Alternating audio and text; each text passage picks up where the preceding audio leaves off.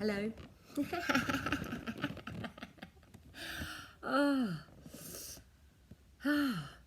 wow, it's been so long. But I thought I'd jump on here because I have a great story to tell you. Oh, so I live in Melbourne, in Australia, and over the last 18 months, we've been in the midst of the COVID pandemic, which has meant that we've been in several lockdowns. We're actually up to lockdown number 6. And this story spans that time.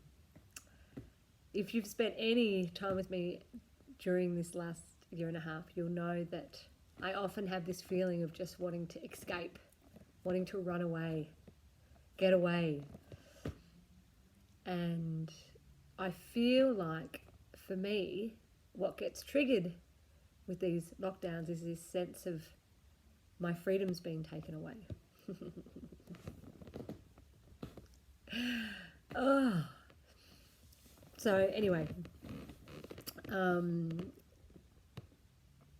all the lockdowns have been in Melbourne, but this last one, so we just came out of a lockdown, and it'd been a couple of days, and my husband and I decided to go away, and we were headed up to the Grampians. My mum has a place up there. And we'd been there a couple of days, and my husband comes out to the paddock and he's like, "Babe, we're going into another lockdown." And I was like, "What?" We'd just come out of it. I was like, "What?" He's like, "Yeah, they've just called another lockdown." And I was like, oh, let's go home. And he's like, "What? What do you mean, let's go home?" And I was like, "Let's go home." And he's like, "You are weird. When we're home, you don't want to be there. Now we happen to be away. You're like, you want to go home." Oh. And do you know what I said to him? I said, "I just don't want to be with myself." Which was interesting for him and for me, but more so for me, because I was like, that's weird, because that's impossible. Because wherever I go, I'm going to be there.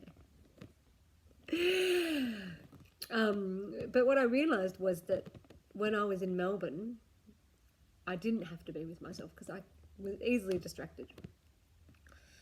But being at the farm, there wasn't another town for a 30 kilometre. It was a 30-minute drive away, and I just didn't have my normal day-to-day distractions. And I realised then that I was carrying some emotion, and so I took some time while we were up there and just kind of worked through. I always find being in nature very healing, and I felt like I had a lot of emotion come up, and I worked through that. And after 2 weeks, so we decided to stay, and we stayed for another 2 weeks, and which was doable because Fergal was just working out of one of the bedrooms anyway, so it was the same for him to be up there or to be back here.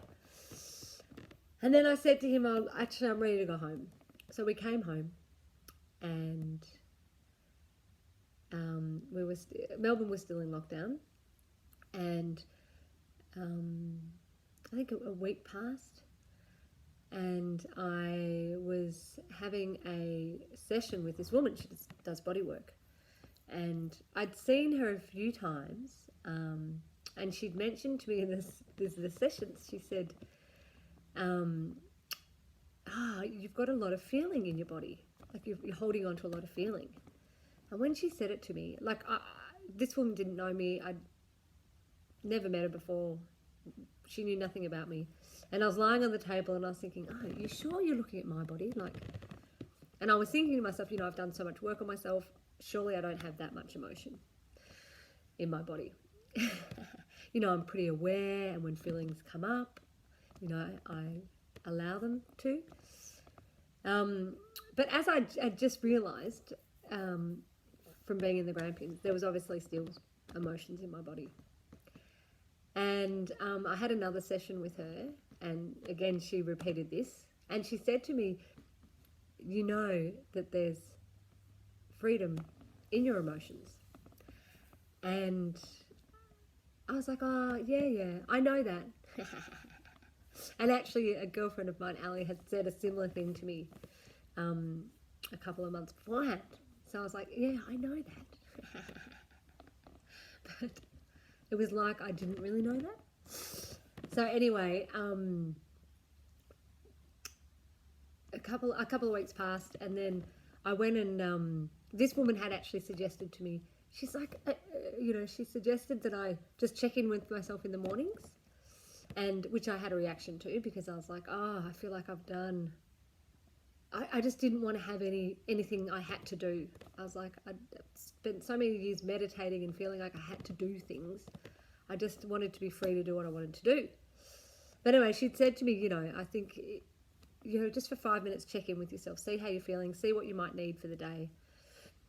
So begrudgingly, I started doing that, and it was great. Because in retrospect, I realised that I'd get up in the morning, I'd normally be woken by one of the kids, and I'd be straight on, like what they're meeting their needs, getting them ready for the day, getting myself ready, and I wasn't really checking in with myself.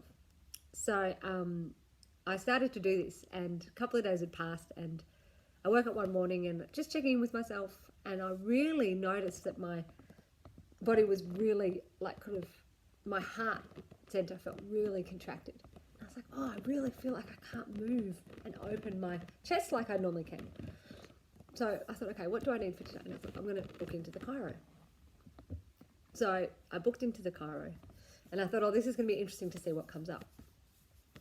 And I kind of knew, just from how my body felt, that I was going to have some sort of release. And I thought, I bet you I hop in the car and I have a release. So anyway, went along to the chiro and had the session. It was amazing. And then jumped in the car, and I rang Fergal to see if he wanted me to pick anything up on the way home. And he said, are you okay? And with that, I just burst into tears and I started crying. And I was like, it lasted a couple of minutes, a proper howling, a couple of minutes. And I was like, oh. And I was like, okay, I'm okay. I just was emoting, and that was fine. And then went home, had the weekend. And then I went back and had another body session with this woman. And I hopped on the table, and literally the whole session, again, she said to me, you're holding a lot of emotions in your body. The whole session, I was bawling and bawling and bawling. And there wasn't really a story. At one point, I could hear my little girl talking, and it was about some stuff from when my father had passed away, which was interesting. But yeah, otherwise there was no real story attached to what the tears were about. And she said to me, oh, you might be emotional during the week. And then the next couple of days, it was like any moment I had to myself, I was bawling. And having a really intense experience. And a couple of days later, I went in to speak to my husband. He'd just finished work. I was talking to him, and then all of a sudden the tears just came again, and I literally was on the floor in his office bawling, and in between the tears I was giving him instructions on how to support me. He was amazing. And after that I sat up and I said, oh, he's like, are you all right? And I said, I'm actually okay. And I said, I just feel so much lighter, and I just instantly felt so free. Which was pretty ironic because we were still in the middle of a lockdown, and, from one perspective you could say all my freedoms were taken, but I didn't. In that moment, I just felt so free, and I was like, oh my God. And I really got what had been said to me by my friend and by this body worker about how when I follow my emotions, I find freedom.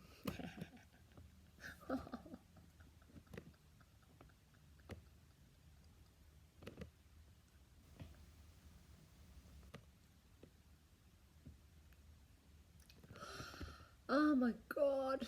Oh, it's that simple. It was that simple. It's that simple. And then I actually said to my husband, look, I've had a really intense week, and I feel like I still have more tears. Obviously, I still have more juice. And I said to him, I really need to have a break. And funnily enough, when we'd been in the Grampians, one day I'd Googled yoga, and this yoga centre had popped up literally 5 kilometres down the road. And I had a look on their Facebook page just to get a feel for them. And they had put up this post saying, if you ever need a break during the lockdowns, we have the right to accept visitors on the grounds of care and compassion. And I had just clocked that. I was like, oh, that's interesting. And I actually thought, oh, I've got a friend that might be interested in that at some point. So I was like, okay, noted. So anyway, I'm sitting there on my husband's office floor, and I looked at him and I said, I really need a break. And I said, and I know exactly where I need to go. And I knew right then and then, I thought, I'm going. And so the next day, I rang them and I said, you know, this is my situation. Can I come? I didn't ask any questions. I just said, can I come? And they said yes.